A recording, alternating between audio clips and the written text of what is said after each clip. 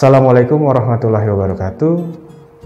Terima kasih atas kesempatannya dan selamat datang untuk para praktikan rekayasa transportasi. Di sini nanti Anda akan melaksanakan praktikum rekayasa transportasi yang berbasis daring atau sifatnya online. Saya harap dengan bahan yang sudah disiapkan akan bisa membuat atau mempermudah Anda dari sisi praktikum jarak jauh ini. Terima kasih atas kesempatannya. Saya ucapkan selamat belajar dan juga praktikum. Semoga kita semua mendapatkan hasil yang terbaik. Baik, itu saja. Terima kasih. Assalamualaikum warahmatullahi wabarakatuh. Praktikum Rekayasa Lalu Lintas Modul 1 Ruas. Praktikum ini bertujuan untuk menganalisa operasional dan peningkatan jalan perkotaan yang sudah ada. Ruas jalan adalah bagian atau penggal jalan di antara dua simpul atau persimpangan sebidang atau tidak sebidang, baik yang dilengkapi dengan alat pemberi isyarat lalu lintas ataupun tidak. Peralatan yang digunakan pada praktikum modul 1 ruas yaitu: pertama, walking measure, berfungsi untuk mengukur geometrik jalan. Yang kedua, Hanley tali counter, berfungsi sebagai alat bantu untuk menghitung jumlah volume kendaraan. Yang ketiga, stopwatch, berfungsi untuk mengukur waktu. Yang keempat, meteran, berfungsi sebagai alat bantu untuk mengukur dimensi jalan. Yang kelima, payung, berfungsi untuk melindungi alat dan surveyor ketika panas maupun hujan. Yang keenam, form pelaporan dan alat tulis, berfungsi sebagai alat untuk mencatat data pengamatan. Terdapat 4 macam prosedur praktikum yang dilakukan pada modul ruas, yaitu: pertama, survei geometrik lalu lintas, kedua, survei pencacahan, ketiga, survei hambatan samping, keempat, survei kecepatan sesaat. Survei geometrik. Praktikan harus mengukur geometrik simpang yang akan ditinjau yang meliputi mengukur panjang dan lebar ruas jalan yang akan ditinjau,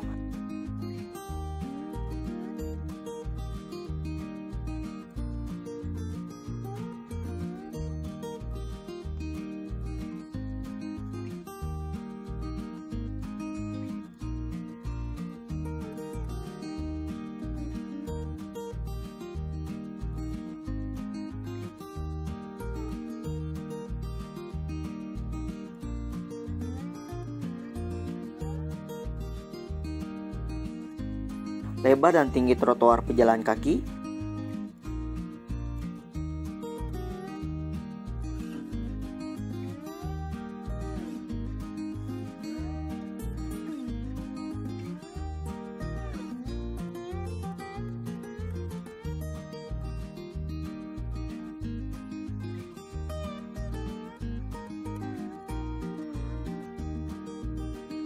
lebar dan tinggi median apabila terdapat, lebar berlajur, serta dimensi drainase samping jalan apabila terdapat. Hasil survei geometrik dituangkan dalam bentuk gambar layout dan potongan jalan tersebut digambar dengan skala. Survei pencacahan. Pencacahan atau counting dilakukan setiap interval waktu 15 menit selama 2 jam. Kendaraan yang ditinjau meliputi: pertama, kendaraan ringan LP seperti sedan, mobil penumpang, angkot, dan sejenisnya. Kedua, kendaraan berat HV seperti truk, bis mikro, trailer, dan sejenisnya. Yang ketiga, sepeda motor MC. Yang keempat, kendaraan tak bermotor seperti sepeda, beca, gerobak, dan sejenisnya. Menentukan titik pengamatan. Titik pengamatan berada di antara simpul. Kendaraan yang dihitung adalah kendaraan yang melewati titik pengamatan. Apabila kendaraan berputar arah atau berbelok dan tidak melewati titik yang ditentukan, maka tidak dihitung.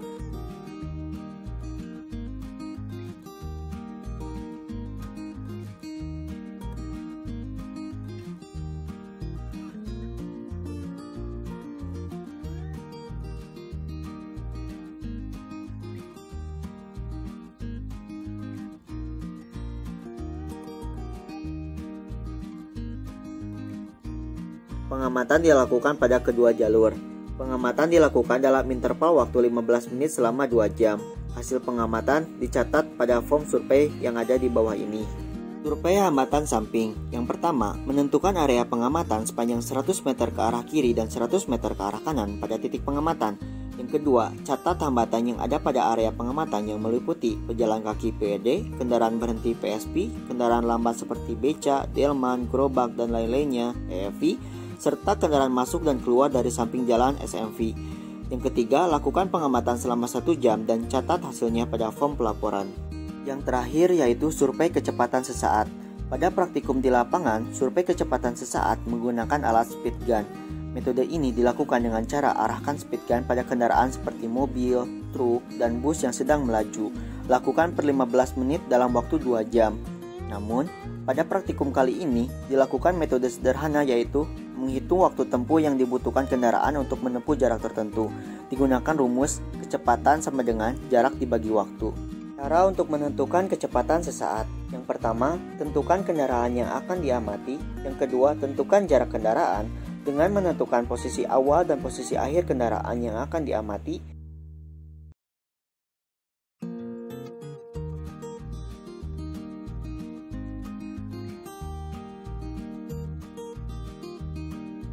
Yang ketiga, hitung waktu yang dibutuhkan kendaraan untuk menempuh jarak tersebut. Yang keempat, kendaraan yang akan diamati adalah mobil, bus, dan truk.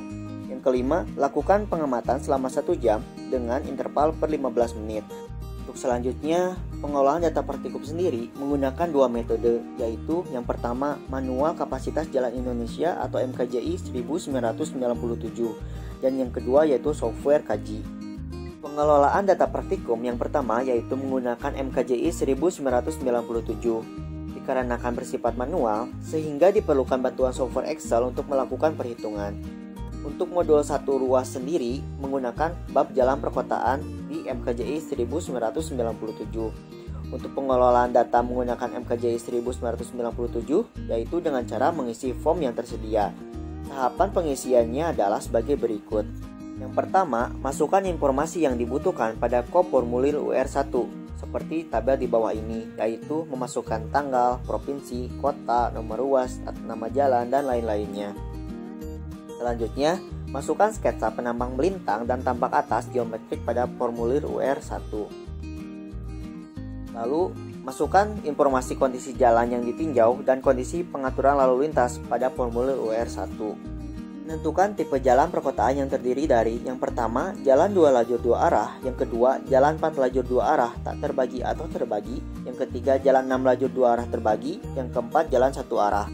Menentukan ekivalensi mobil penumpang EMP, bertujuan untuk menyeragamkan kendaraan agar memudahkan perhitungan ke dimensi mobil penumpang. Digunakan tabel A3.21 untuk jalan tak terbagi dan A3.22 untuk jalan terbagi. Misalkan seperti tabel di bawah ini. Contoh tipe jalannya yaitu 2 lajur tak terbagi. Arus lalu lintas total kedua arah yaitu lebih dari 1.800 kendaraan per jam. Sehingga nilai EMP untuk HV atau kendaraan berat yaitu 1,2 dan untuk MC tergantung lebar jalur lalu lintas atau WC. Jika lebih dari 6 maka nilai EMP untuk kendaraan motor atau MC yaitu 0,25. Menentukan jam puncak kendaraan. Jam puncak kendaraan adalah total jumlah kendaraan di kedua jalur dalam interval waktu tertentu. Interval waktu jam puncak kendaraan yaitu selama 1 jam. Misalkan interval waktu jam 6 sampai jam 7, jam 6.15 sampai jam 7.15, jam 6.30 sampai jam 7.30, dan sebagainya. Volume kendaraan tertinggi adalah jam puncak yang akan diolah selanjutnya. Masukkan data jam puncak dan nilai EMP pada formulir UR2 seperti tabel di bawah ini. Ubah satuan kendaraan dari kendaraan per jam ke SMP per jam, yaitu dengan rumus kendaraan per jam dikali nilai EMP. Tentukan persentase arus tiap arah, yaitu kendaraan per jam per arah dibagi kendaraan total. Menghitung pemisah arah atau SP, yaitu SP sama dengan Q1 dibagi Q1 ditambah Q2. Menghitung faktor SMP atau FSMP, yaitu Q1 dibagi Q2. Tentukan kelas hambatan samping. Masukkan jumlah hambatan samping dan kalikan dengan faktor bobotnya. Masukkan ke dalam formulir di bawah ini. Tentukan kelas hambatan samping pada tabel kedua. Contohnya, penentuan kelas hambatan samping. Frekuensi bobotnya didapatkan 300. Kondisi khususnya yaitu daerah industri dengan toko-toko di sisi jalan, sehingga kelas hambatan sampingnya termasuk sedang atau medium. Menentukan kecepatan arus bebas kendaraan ringan dengan rumus FV sama dengan FV0 ditambah FVW dikali FFVSF dikali FFVCS. Cari nilai komponen perhitungan dengan tabel yang ditentukan. Kecepatan arus bebas dasar bisa dilihat dari tabel B1.21. Faktor penyesuaian untuk lebar jalur bisa dilihat dari tabel B2.21 sehingga FV0 dan FVW-nya didapat hasilnya. Untuk faktor penyesuaian hambatan samping FFVSF bisa dilihat dari tabel B3.1 atau B3.2.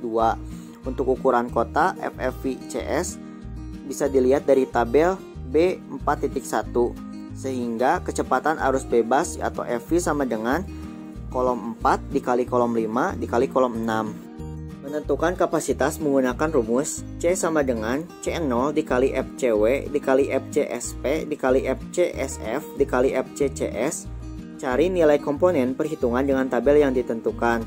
Kapasitas dasar bisa dilihat dari tabel C1.21, lebar jalur di tabel C2.21, pemisah arah di tabel C3.21, hambatan samping di tabel C4.21 atau C4.22, ukuran kota di tabel C5.21 sehingga kapasitas tinggal dikalikan yaitu kolom 11, kolom 12, kolom 13, kolom 14, kolom 15 sehingga didapatkan kapasitas. Selanjutnya menentukan kecepatan kendaraan ringan.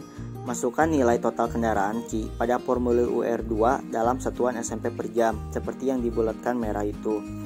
Selanjutnya menentukan nilai derajat kejenuhan dengan rumus DS sama dengan Q per C.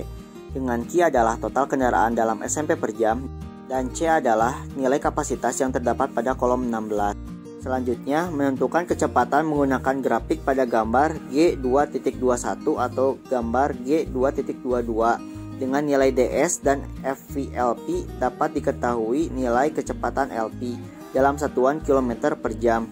Caranya diketahui kan misalkan derajat kejenuhannya 0,67 ditarik ke atas sampai ke garis FVLP misalkan didapat FVLP-nya 60 ditarik ke kiri sehingga didapat kecepatan rata-rata kendaraan ringan LV-nya yaitu 47 km per jam. Selanjutnya dengan mengasumsikan segmen jalan 1 km maka dapat diketahui waktu tempuh yang dibutuhkan yaitu dengan rumus panjang segmen jalan dibagi dengan kecepatan VLV.